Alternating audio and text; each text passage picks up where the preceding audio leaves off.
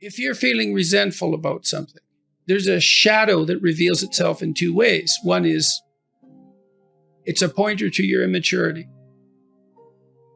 You need to be more disciplined. You have set goals, hypothetically, and if you haven't, then you're under the sway of someone else, or you're undisciplined and unintegrated and incoherent, which is all shadow life in some sense.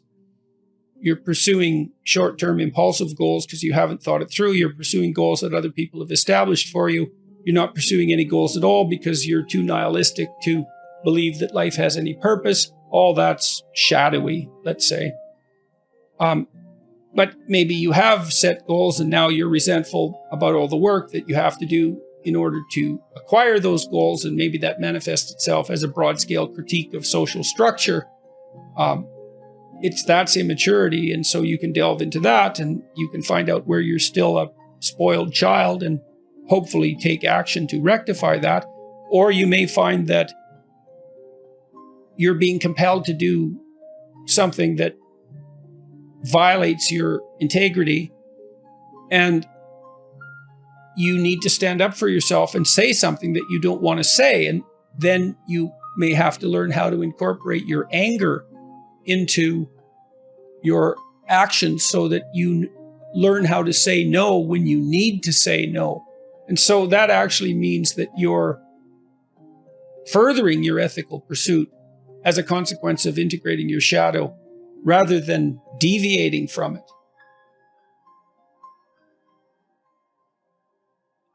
Aggression, which can be repressed, sexuality, lust, let's say, which can be repressed. Those things are extremely useful servants when they're integrated into the whole. If you're without aggression and anger and incapable of it, that doesn't mean that you're on a good path and that anger knocks you off it. That can happen, but it's much more appropriate and sophisticated to note that the probability that you're going to pursue a higher good is magnified by your integration of all your emotional and motivational states, even the ones that can cause a tremendous amount of trouble when they're left to manifest themselves in isolation. You're way too agreeable. Well, I would say you could practice saying what you really believe, that you can take a vow to tell the truth. And that will make you much less agreeable. Agreeable people are perfectly willing to sacrifice what they know to be the case to maintain short-term social harmony. And it's not so much that they repress what they think, it's often that they don't even allow themselves to fully realize what they think. So commitment to the truth can make an agreeable person, will stop an agreeable person from being a doormat. I mean, if you're in a relationship and the person is irritating you with something they've done, you might be highly motivated not to say anything about it because you want to keep the peace. You don't want to upset them. You don't want the conflict. That's all characteristic of high agreeableness. But once you decide to tell the truth, then if you're annoyed, you don't get to hide it. You don't get to assume you're right. You don't get to grab the person by the shirt collar and say, look, I'm annoyed and you're wrong. You get to say, I'm irritated about this situation and I need to think through that irritation to find out if I have a problem or if you have a problem, or if we both have a problem, or if it's a different problem altogether. But you can't hide the fact that the problem has made itself manifest. And so if you're agreeable and you tell the truth about your emotional state, that will propel you out of that agreeableness by necessity. You know, sometimes there's a crisis and well-meaning mental health professionals rush in to discuss the trauma while it's still happening. That's a really bad idea. People are generally traumatized because something actually horrible happened. And dwelling on it in the moment just makes it worse. It's not like anybody has a solution. Here's how you should understand this. You know, someone's just shot up your kid's school. Here's how you should understand this. That'll make it all better. It's like, no, it won't. If you have old baggage, that often comes up if you're having an argument with someone, doesn't it? You know how it is. This is partly why people don't like to have a dispute within a relationship, because it's a thread and you pull on that thread and just, God. Oh, that we had another rule. Do not agree with something you don't agree with. Ooh. Like if we decide, you and me, that we're doing this, we don't go back and say, well, I didn't really mean it. We don't get to play revisionist with our history. So if you don't agree, fight, object, or hold your peace. Because you see what happens with couples is there's a little fight, and then one says to the other, yeah, but you did this. And then that person says, yeah, I know I did that, but then that was because you did this, and each this gets bigger until what's on the table is, why the hell should we stay together at all? Right. And so every fight becomes, why the hell should we stay together at all? So that's another thing you want to do, is you want to have the fight about this thing. Not about everything. About the past, not everything. It's like, okay, you were flirting. I think you were flirting more than you should have been. Okay, so I go away and I think, well, okay, maybe I was. Okay, well, then we have to have a discussion about why.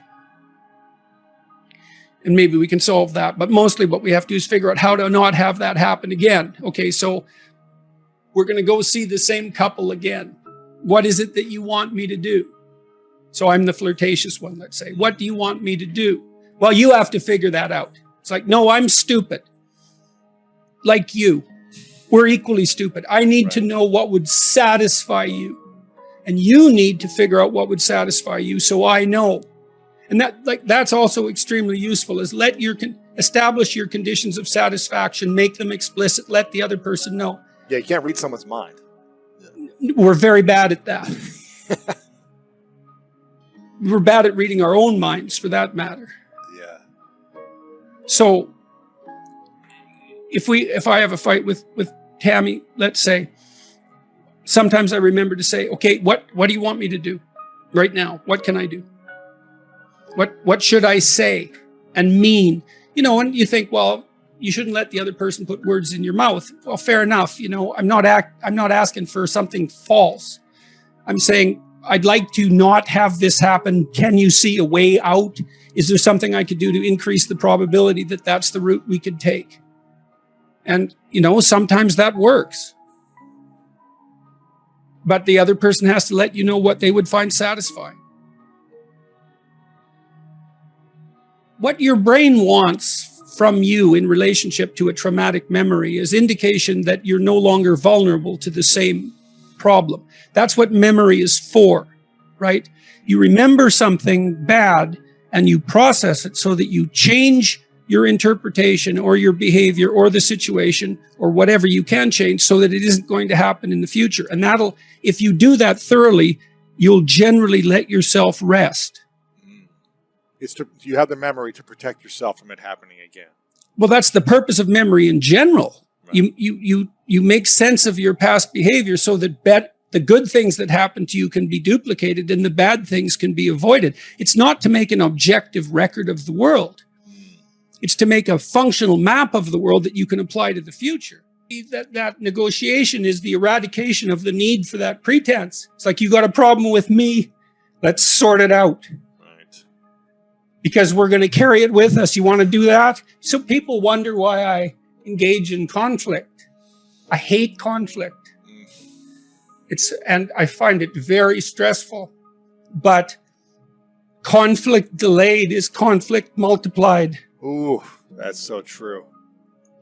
It's worse to have lingering conflict for months, years, decades than the pain of direct conflict that can hopefully resolve and move on. Yes, absolutely. Well, and as the conflict is delayed, the reasons multiply.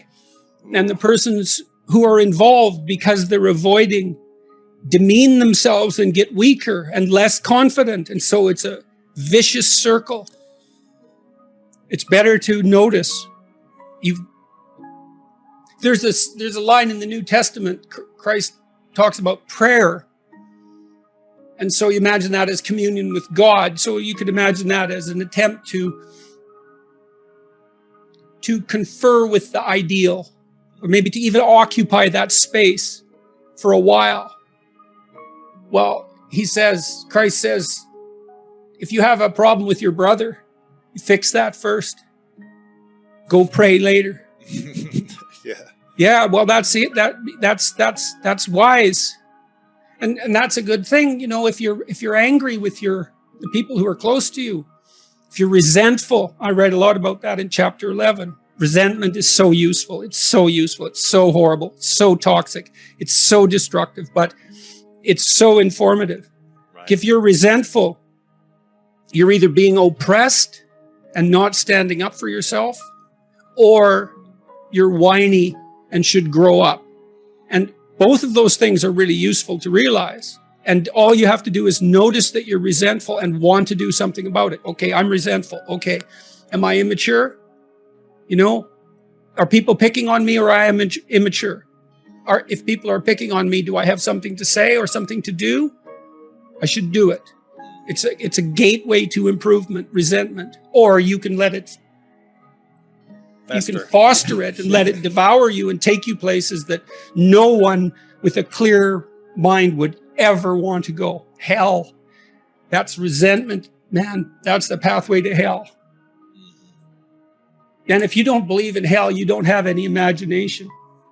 That's my sense of things.